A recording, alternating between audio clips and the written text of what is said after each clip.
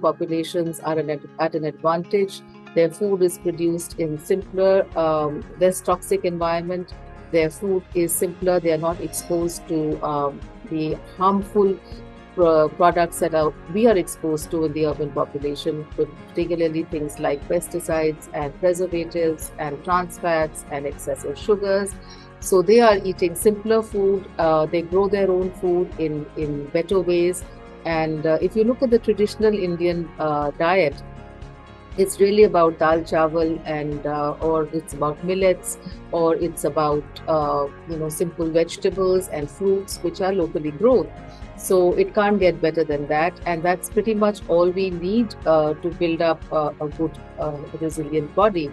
The problem is when we do too much to it in the urban scenarios. So they are certainly in a better position. If you look at their grains, they are eating unprocessed grains.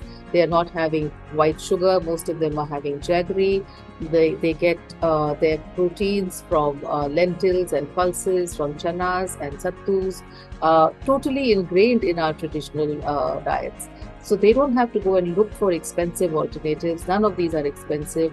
And if you look at even things which are growing wild, things like berries, cranberries, which are karondas, amlas, and aloe vera, falsas, the jamuns, the little local berries, sea buckthorn in different climates in different regions have their own unique berries.